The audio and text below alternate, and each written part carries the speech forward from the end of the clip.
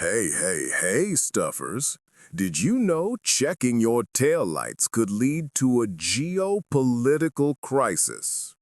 Alex here, and welcome back to Stuff with Alex.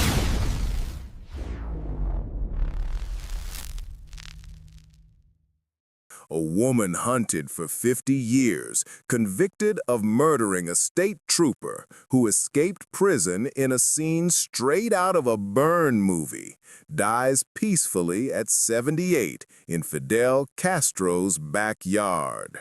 And trust me, the state of New Jersey was not sending flowers to Havana.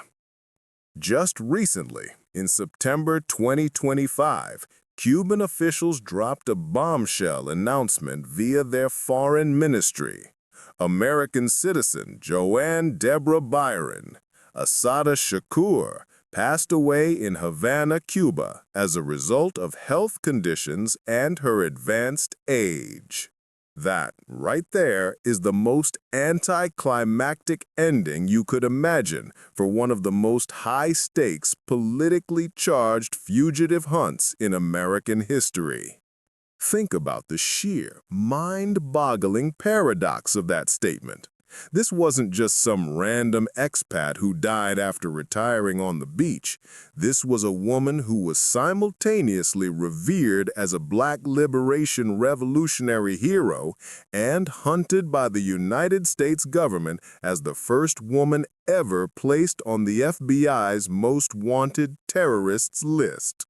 When she was finally classified as a terrorist fugitive in 2013, the bounty on her head reached a staggering $2 million.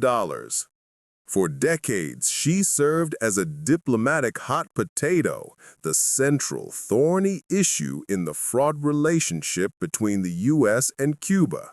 Her life and her death represent the ultimate unresolved conflict in America's history of radical movements.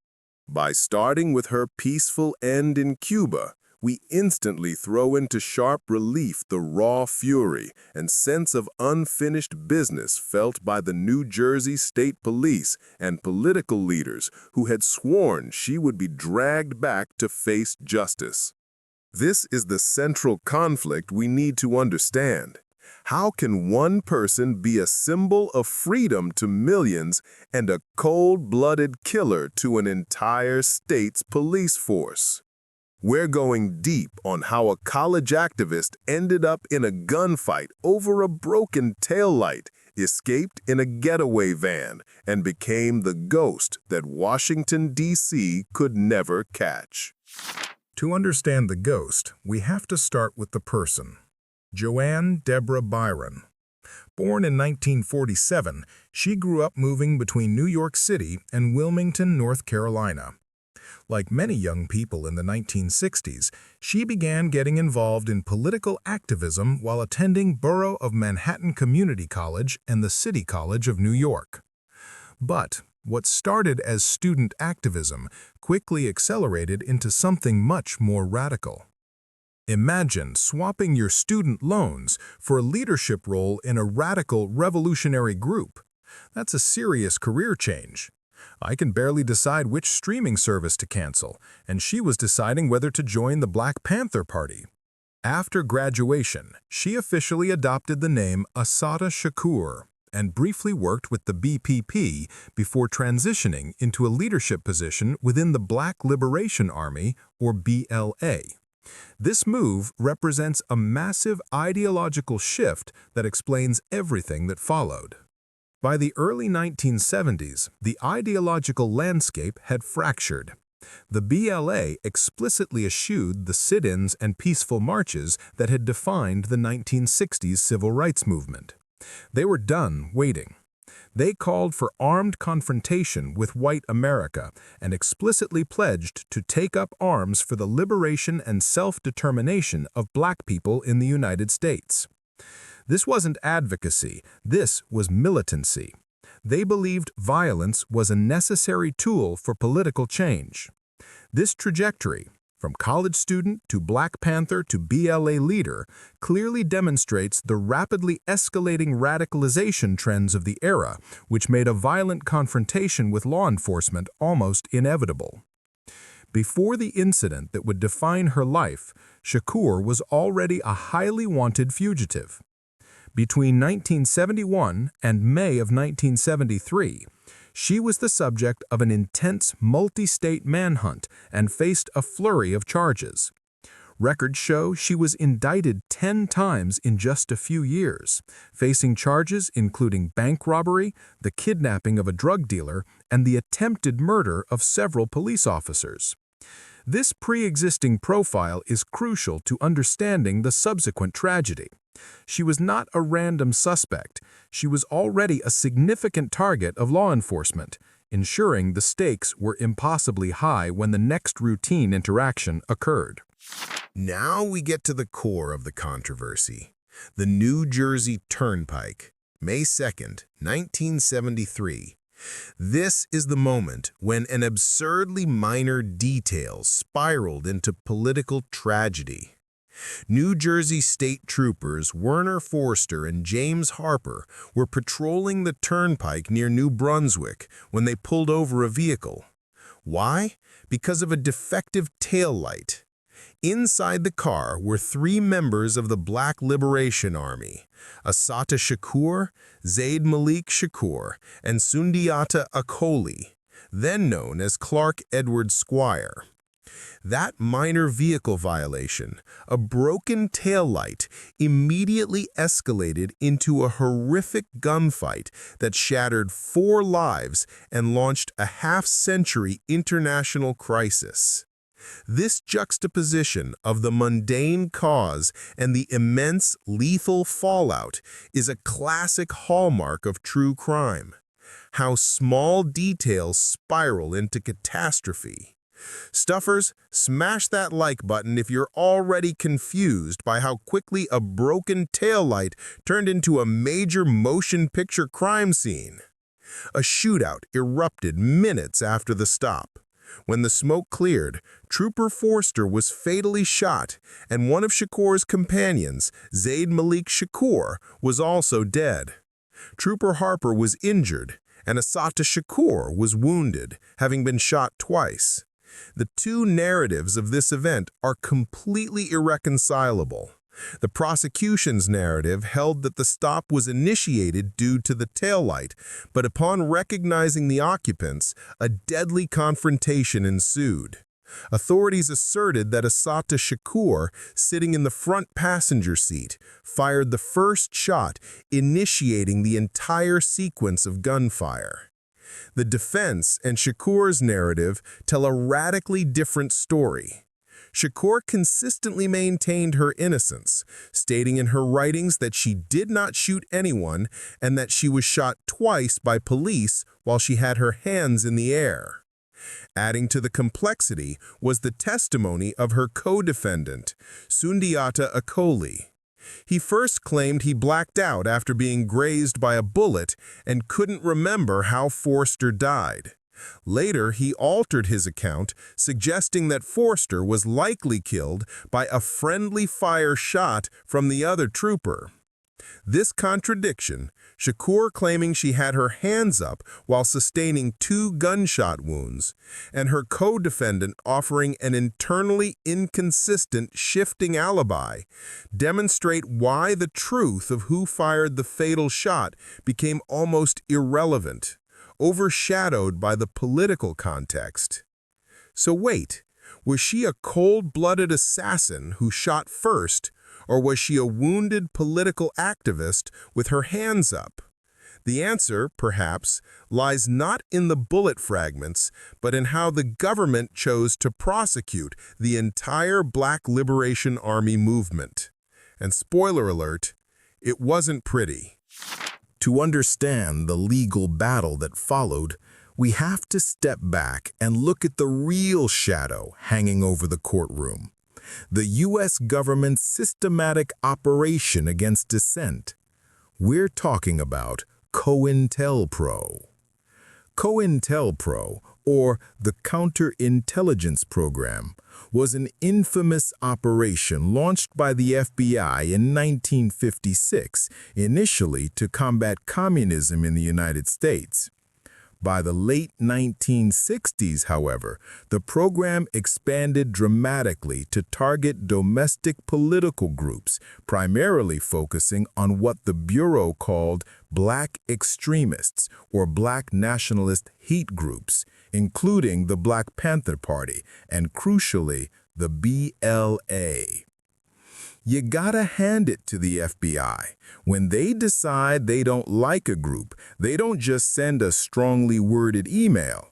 They launch a program called Classification 157, which sounds less like counterintelligence and more like a rejected sci-fi villain's lair. Classification 157 focused specifically on civil unrest and racial matters, creating extensive files on groups and individuals related to Black power. The official records confirm the FBI's mission was to neutralize these groups.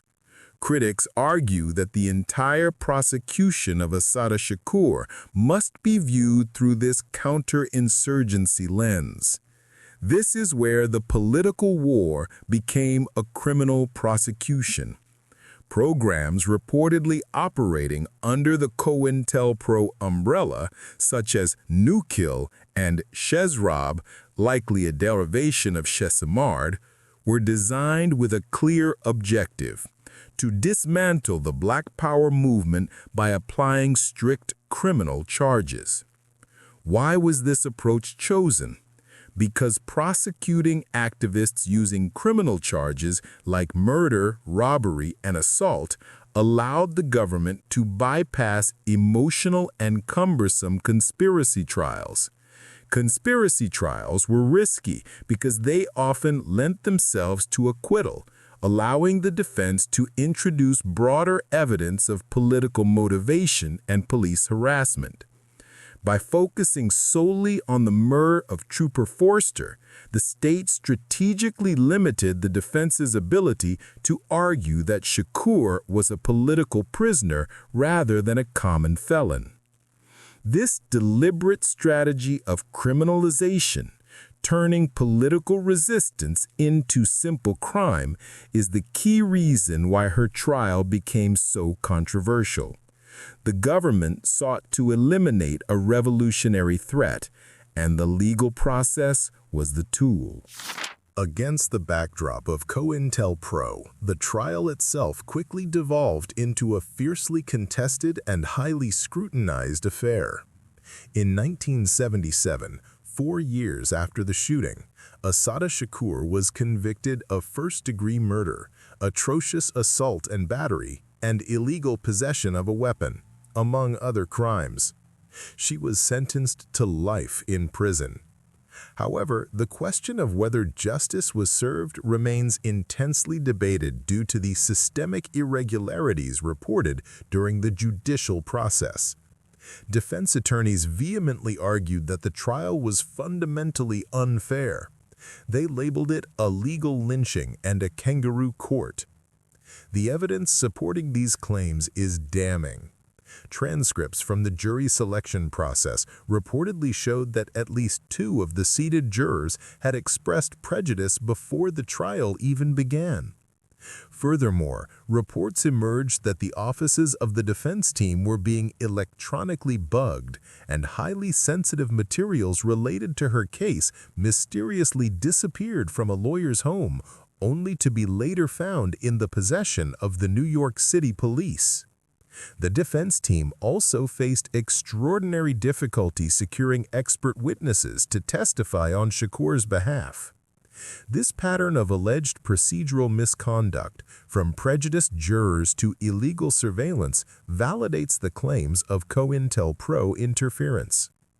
If the state's goal was a political conviction intended to neutralize a threat, then the legal process itself was arguably corrupted to achieve that outcome. The trial was therefore seen by supporters as the most potent evidence of the government's systematic targeting. Shakur's legal team also tried to challenge her treatment while awaiting and serving trial. They argued that her indefinite solitary confinement amounted to cruel and unusual punishment, and that her confinement constituted an illegal infringement on her freedom of association.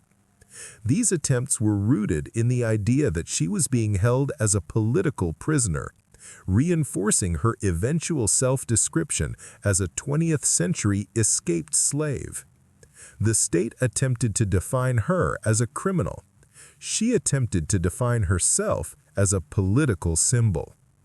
So, stuffers, was this just standard police procedure in the 70s, or were they running a black ops legal operation designed to guarantee a conviction? Drop your wildest theory in the comments below. Was this justice served or justice sabotaged? The story doesn't end with the verdict.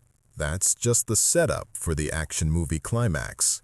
Shakur was serving her life sentence at the Clinton Correctional Facility for Women in New Jersey, but the BLA had not abandoned their leader. On November 2, 1979, 2 years into her sentence, the BLA launched a high-stakes rescue mission. BLA members disguised themselves as visitors and executed an armed assault on the prison. They took 2 prison guards hostage in the process. The sheer audacity and coordination required for this operation, commandeering a prison van to drive Shakur away, demonstrated the persistent operational capability and dedication of the BLA and their radical support network. This wasn't a solo breakout, it was a strategically planned mission committed to the militant ideology. Forget Shawshank Redemption. This was more like Ocean's 11 meets radical militancy. It was the highest budget, lowest security prison breakout in 1979, proving once and for all that prison visitation rules are apparently just suggestions. Shakur successfully vanished immediately after the escape. This successful, spectacular prison break transformed Assata Shakur from a controversial convict into a legendary figure among her supporters.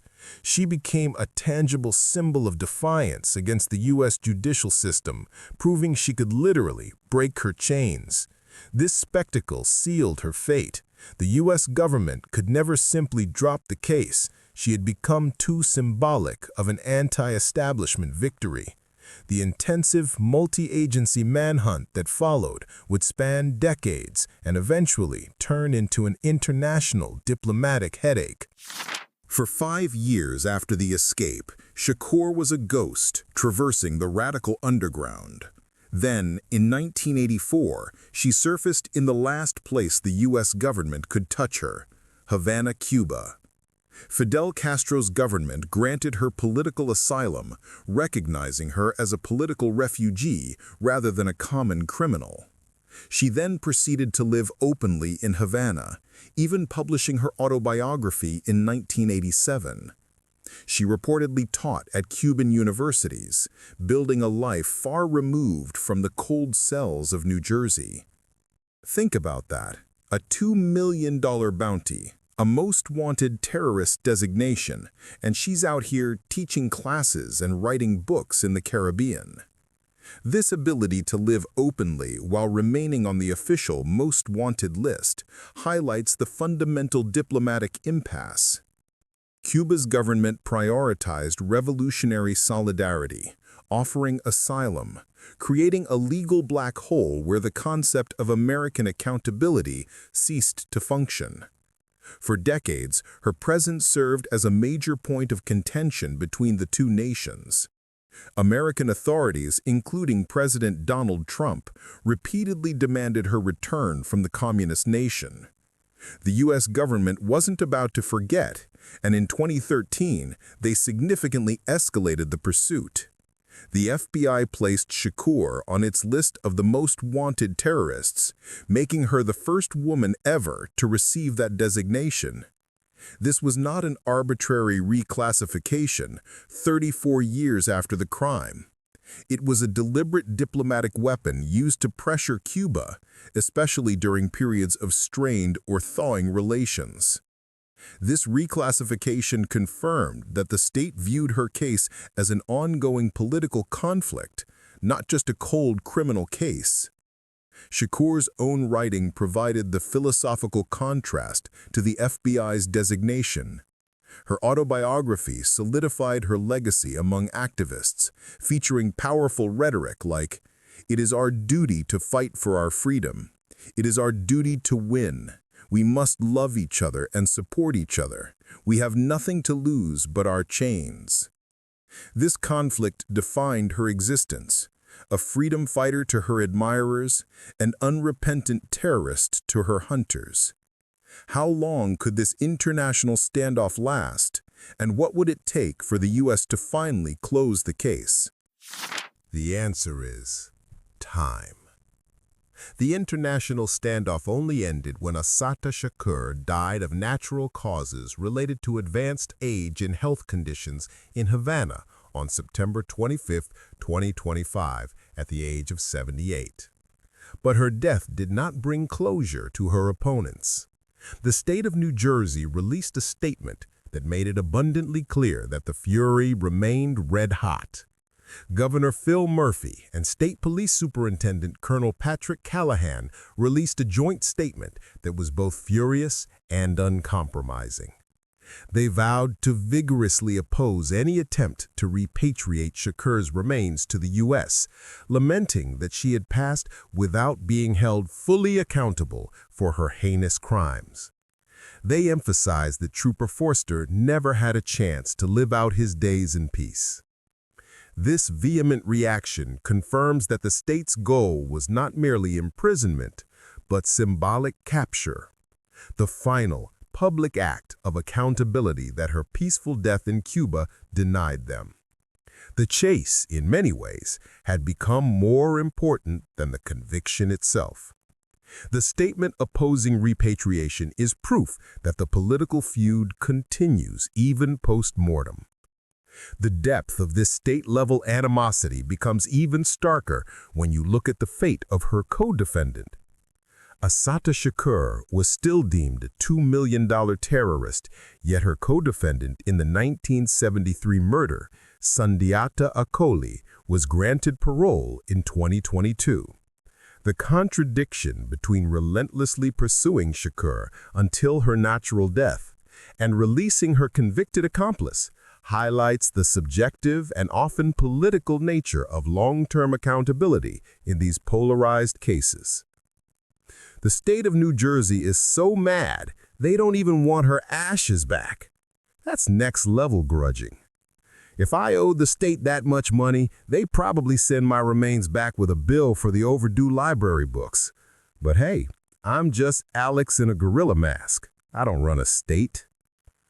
Ultimately, Shakur's life remains an unyielding symbol. For supporters, she is a leader who survived the government's violent attempts to eliminate Black revolutionary thought. For the families of Trooper Foerster and law enforcement, she is an unrepentant murderer who escaped justice. The story of Assata Shakur is the ultimate case study in how the same sequence of events can generate two entirely contradictory yet equally passionate truths. So what do we take away from this decades-long manhunt that ended not in a blaze of glory, but with a quiet announcement from a government miles away? We see a life defined by radical commitment, a fatal confrontation sparked by a minor traffic stop, a controversial conviction steeped in political warfare, a spectacular escape, and 46 years as an international fugitive. It is a monumental tragedy, regardless of which side of the political aisle you stand on. A young man, Trooper Foerster, lost his life serving his duty. A revolutionary, Shakur, spent her entire adult life running from the country she wished to change.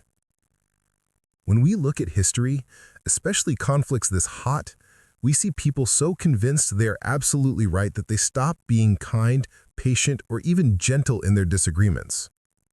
The tragedy on the turnpike stemmed from a refusal to yield on both sides, and a commitment to self-righteousness, whether that was self-righteousness driven by state power or by revolutionary fervor. When we become more concerned with being right than we are with seeking genuine understanding, things inevitably break down, sometimes violently. This story is a monumental reminder that humility is the hardest virtue to practice when you're convinced you're fighting for a just cause. The ear that listens to life-giving reproof will dwell among the wise. Whoever ignores instruction despises himself, but he who listens to reproof gains intelligence. The fear of the Lord is instruction in wisdom, and humility comes before honor. Perhaps the most crucial lesson in this story is simply that humility precedes honor.